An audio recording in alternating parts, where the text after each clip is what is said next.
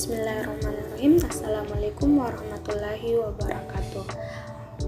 Perkenalkan, nama saya Nurjana dengan NIM 10573110430. Baiklah, pada kesempatan kali ini saya akan menjelaskan tentang ketentuan umum dan tata cara perpajakan. Kemudian kita langsung saja masuk ke dalam pembahasan, yakni di mana pengertian dan fungsi NPWP dan PKP. NPWP adalah singkatan dari nomor pokok wajib pajak yang merupakan suatu sarana dalam administrasi perpajakan yang digunakan sebagai tanda pengenal diri atau identitas WP atau wajib pajak. Manfaatnya pun sebagai pembayaran pajak dibayar di muka, sebagaimana salah satu persyaratan pembuatan rekening koran bank bagi wajib pajak yang telah mendaftarkan diri untuk mendapatkan NPWP akan dikenakan sanksi. Kemudian fungsi pengukuhan pengusaha kena pajak selain digunakan untuk mengetahui identitas pengusaha kena pajak yang sebenarnya, juga dipergunakan untuk melaksanakan hak dan kewajiban di bidang pajak pertambahan nilai dan pajak penjualan atas barang yang mewah, serta untuk pengawasan administrasi perpajakan kemudian terhadap pengusaha yang telah memenuhi syarat sebagai PKP tetapi tidak melaporkan usahanya untuk dikukuhkan sebagai PKP, maka akan dikenakan sanksi sesuai peraturan perundang-undangan perpajakan. Jadi ketika kita memperhatikan lebih dalam lagi atau kita memahami lebih dalam lagi bahwa ketika kita mempunyai usaha atau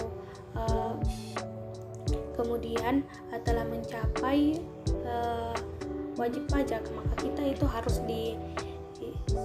membayarnya, karena di mana kita tidak membayarnya maka kita akan dikenakan sanksi. Kemudian adapun NPWP itu terdiri dari 15 digit, seperti yang tertera dalam layar itu. Ada yang disebut dengan kode kelompok WP yang terdiri dari 2 digit. Kemudian kita masuk ke dalam nomor pokoknya itu ada 6 ya. Kemudian kode pengecekan itu ada 1, kemudian kode KPP itu ada 3, kemudian kantor cabang pusat itu terdiri dari 3 digit juga. Jadi jumlahnya adalah jumlah dari NPWP ini terdiri dari 15 digit. Kemudian tempat pendaftaran NPWP dan pengukuhan PKP itu bagi wajib pajak orang pribadi adalah pada Direktorat Jenderal Pajak yang wilayah kerjanya meliputi tempat tinggal atau tempat kedudukan wajib pajak. Kemudian yang kedua itu bagi wajib pajak Badang adalah tempat kedudukan kegiatan usaha atau wajib pajak.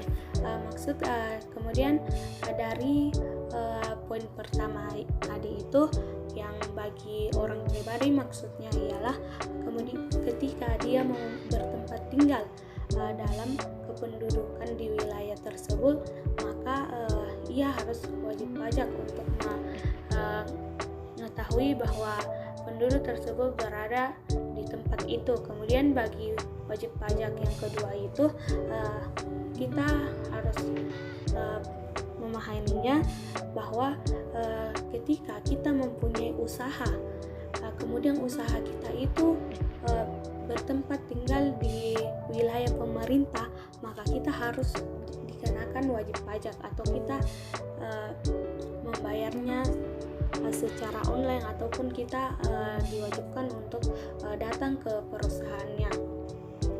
Kemudian kita masuk ke dalam penghapusan NPWP. Jadi penghapusan NPWP itu dilakukan oleh Direktur Jenderal Pajak apabila, yakni yang pertama, diajukan permohonan penghapusan NPWP oleh WP atau ahli warisnya apabila WP sudah tidak lagi memenuhi persyaratan subjek atau objektifnya dengan ketentuan peraturan perundang-undangan perpajakan. Kemudian yang kedua itu WP Badang diikuidasi karena penghentian atau penggabungan usaha. Kemudian yang ketiga itu WP BUT menghentikan kegiatan usahanya di Indonesia. Yang keempat itu WP/OP wanita menikah dan tidak melaksanakan kewajiban pajak sendiri. Kemudian yang kelima, WP yang piutangnya dihapuskan akibat memiliki kekayaan, tidak memiliki kekayaan, atau meninggal tanpa warisan. Jadi yang keenam itu dianggap perlu oleh DJP untuk menghapuskan NPWP dari WP yang sudah tidak memenuhi persyaratan subjektif dan objektif sesuai peraturan perundang-undangan perpajakan. Ketika kita mengasah dari penghapusan NPWP ini, perlu kita ketahui bahwa diajukan bahwa dalam poin-poin tersebut itu kita tidak diberatkan, karena dimana ketika kita tidak memiliki kekayaan atau meninggal tanpa warisan itu sudah dihapuskan semua. Kemudian selanjutnya pencabutan pengukuhan PKP yang dilakukan oleh DJP apabila dari poin sebelumnya bahwa yang pertama itu PKP pindah alamat ke naungan KPP lain. Yang kedua itu PKP menyalahgunakan pengukuhan.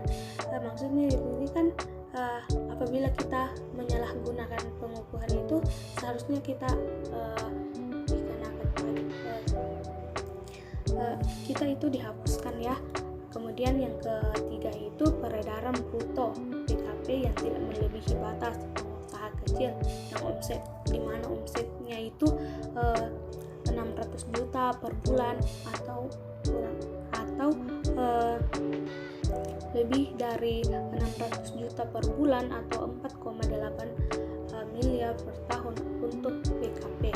Kemudian kewajiban PPN PKP dipusatkan di tempat lain, maka di situ akan dari empat poin itu maka pencabutan pengukuhan PKP itu dilakukan, baru dilakukan oleh DJP. Kemudian pembayaran, pemotongan atau pemungutan dan pelaporan. Cara pembayaran pajak itu yang pertama membayar sendiri pajak yang terutang atau pembayaran angsuran setiap bulan PPh 25 dan setiap akhir tahun untuk PPh pasal 29. Jadi kita itu diwajibkan untuk membayar sendiri pajak yang terutang, baik itu yang diharuskannya itu setiap bulan ya. Kemudian yang kedua itu melalui pemotongan atau pemungutan oleh pihak lain. Pihak lain yang dimaksud adalah pemberian penghasilan, pemberian kerja, dan pihak lain yang ditunjuk oleh pemerintah.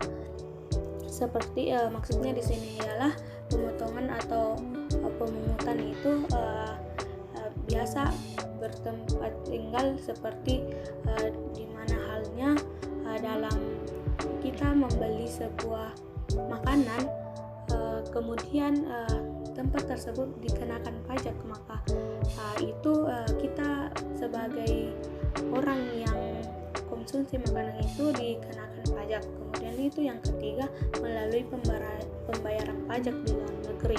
Kemudian yang keempat itu pemungutan PPN oleh pihak penjualan bendaharawan pemerintah. Kemudian yang kelima itu pembayaran pajak-pajak lain seperti PBB, BPHTB, BEA, materai.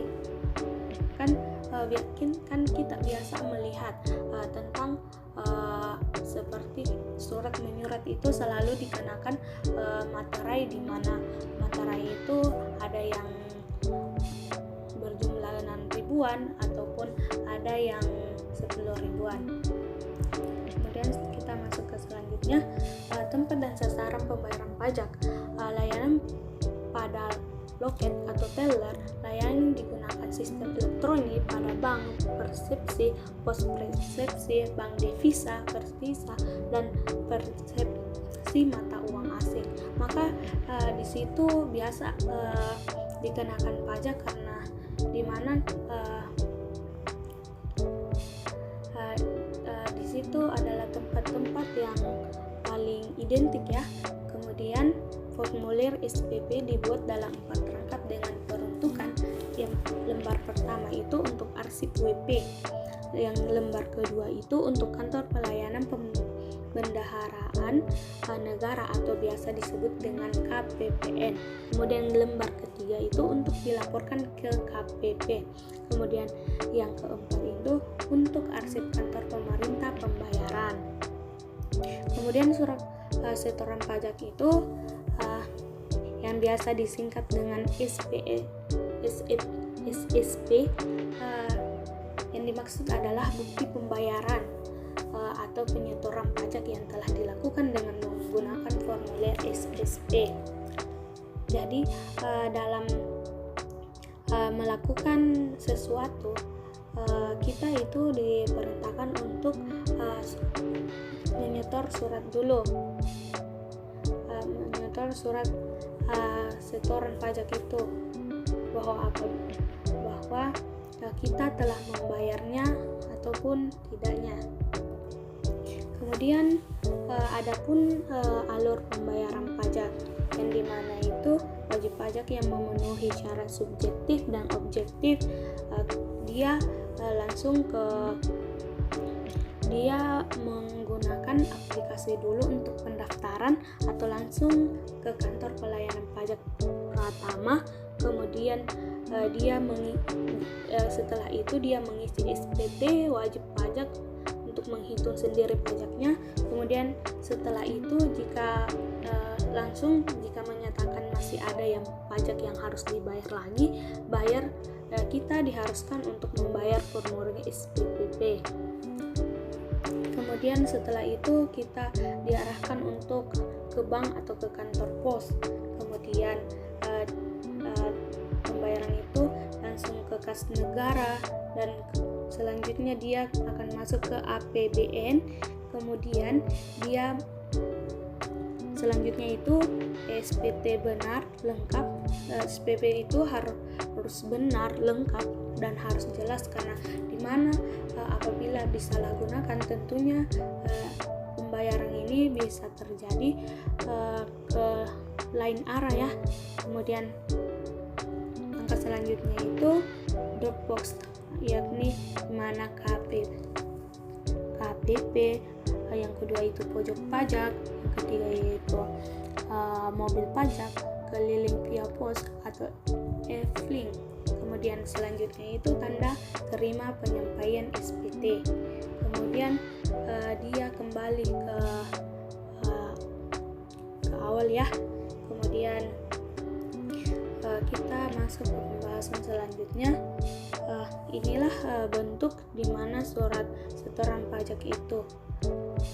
Setelah kita lihat ya bahwa yang tadi saya jelaskan bahwa nomor pokok wajib pajak itu terdiri dari 15 digit, di mana kita harus menulis nama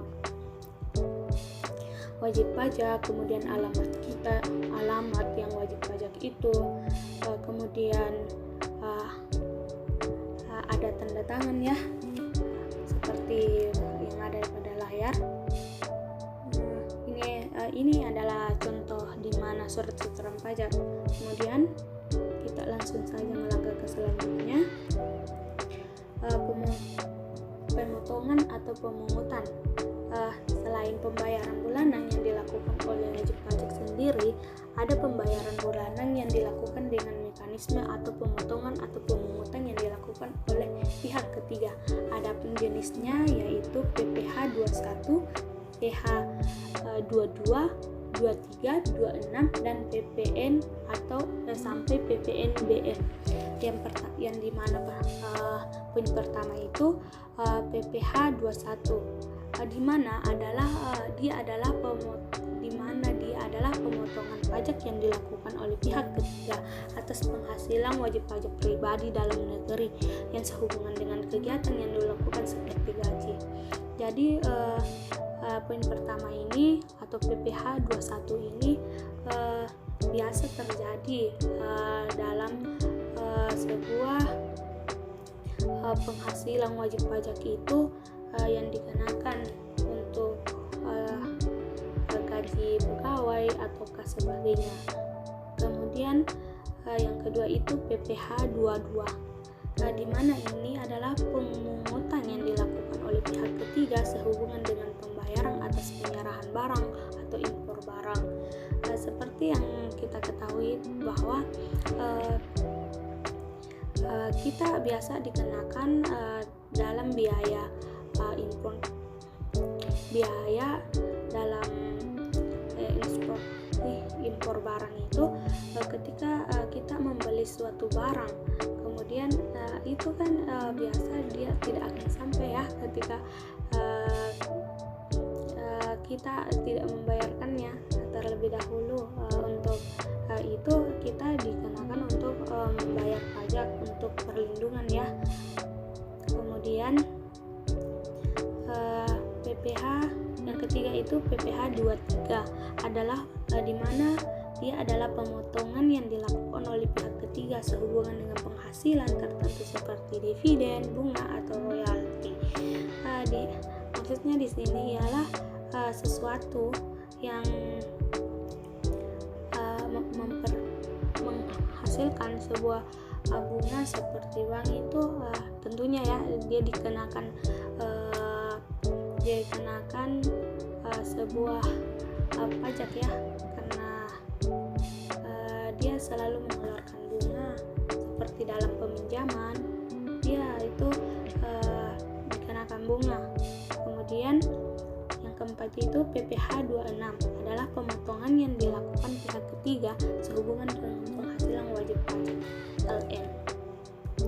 Kemudian yang kelima itu PPh pasal 4 ayat 2 yang merupakan pajak yang bersifat pemungutan final. Yang dimaksud final adalah yang tidak dapat dikreditkan, contohnya itu bunga deposito, penjualan tanah dan bangunan, persewaan tanah dan bangunan, hadiah, undian, dan bunga obligasi.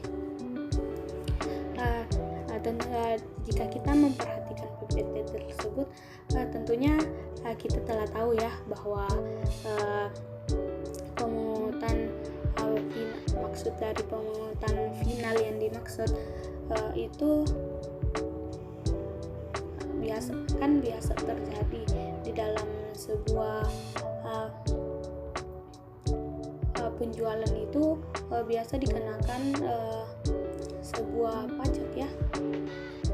Kemudian yang keenam PPh pasal 15 di mana ini adalah pemotongan pajak penghasilan yang dilakukan oleh WP tertentu yang digunakan norma perhitungan khusus antara lain perusahaan pelayaran, penerbangan internasional, perusahaan asuran LN, perusahaan pengeboran minyak, gas dan panas bumi, perusahaan dagang asing, perusahaan yang melakukan investasi dalam bentuk bangun guna serah.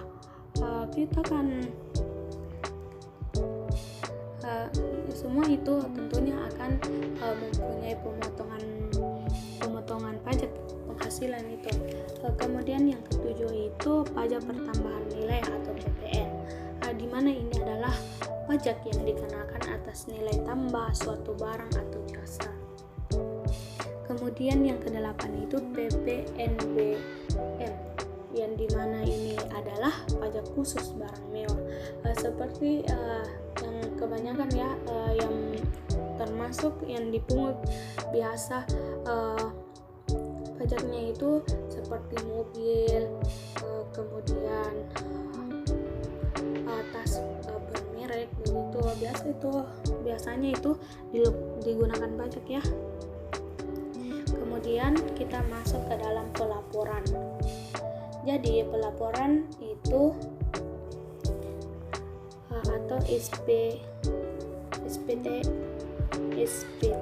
itu merupakan sarana bagi wajib pajak untuk melaporkan hal-hal yang berkaitan dengan kewajiban perpajakan. SPT harus diisi dengan benar, lengkap dan jelas dalam bahasa Indonesia dengan satuan mata uang rupiah dan mendatangi serta menyampaikannya ke kantor pelayan pajak atau KPP atau tempat lain yang ditempatkan oleh DJP. Jadi jika kita melakukan SPT itu harus lengkap ya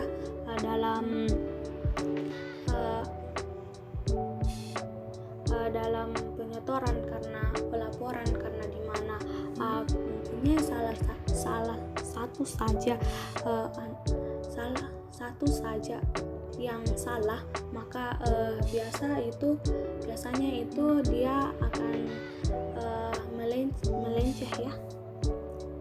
Kemudian kita masuk ke SPT yang dibedakan menjadi dua, yang dimana SPT masa itu SPT yang digunakan untuk melakukan pelaporan atas pembayaran pajak bulanan atau SPT masa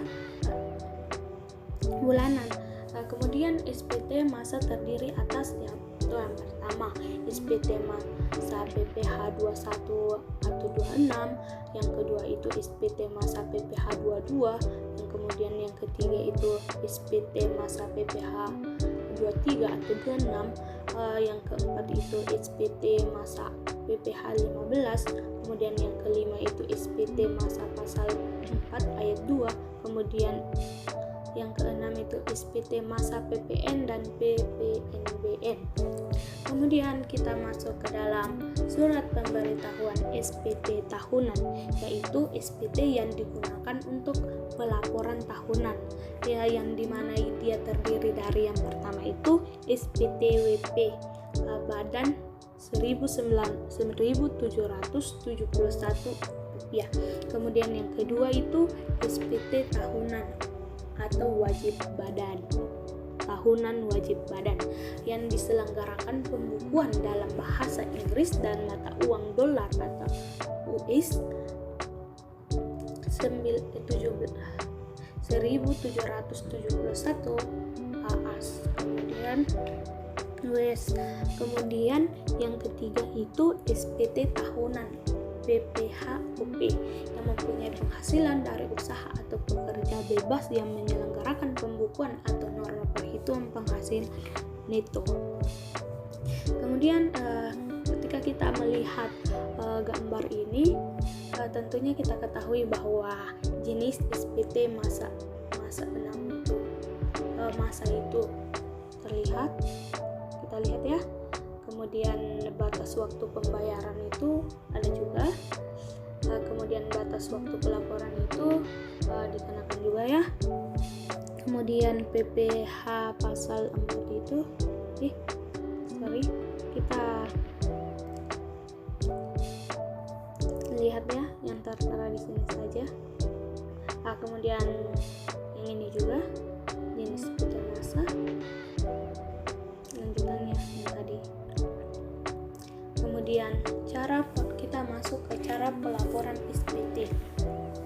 Jadi penyampaian SPT secara elektronik atau e-filing, kita menyampaikan SPT tahunan yang dapat dilakukan secara elektronik atau secara online ya, dan realitanya itu melalui internet pada website www.djponline.pajak.go.id atau ASP, aplikasi service provider atau penyediaan aplikasi. Kemudian sebelum menyampaikan SPT wajib pajak harus memiliki e-filing atau EFIN atau Electronic Filing Identification Number. Caranya yaitu wajib pajak harus datang sendiri ya ke KKP tempat terdaftar permintaan EFIN dengan pengisi formulir permohonan aktifan EFIN dengan menunjukkan KTP atau paspor dan NPWP dan penyampaian alamat email yang aktif. Jadi sebelum kita menggunakan aplikasi yang telah digunakan itu dalam pembayaran pajak itu, kita itu diperintahkan untuk mendaftar dulu ya. Bukan kita langsung saja daftar dalam aplikasinya, tetapi kita itu diperintahkan dulu untuk datang ke kantornya. Seperti kita tidak perlu jauh ya, kita ambil contoh saja bank saja. Ketika kita mau membuka tabungan, kita itu diperintahkan untuk menyetorkan sesuatu dulu untuk mengaktifkan sebuah tabungan untuk ATM ya. Kan kita biasanya disuruh dulu untuk datang ke bank tersebut. Kemudian kita masuk ke cara pelaporan atau penyampaian SPT, yaitu cara penyampaiannya itu berdasarkan PMK ya, yang nomornya itu 181 PMK atau 0.03/2007. Kita itu diperintahkan cara melaporannya itu ada 3 ya, dimana itu bisa secara langsung ke KPP atau KP2KP. Kemudian kita bisa juga ke pos. Kemudian langkah yang ketiga itu kita bisa menggunakan cara lain seperti jasa ekspedisi atau e-filing, seperti yang saya jelaskan tadi sebelumnya. Ini pun ada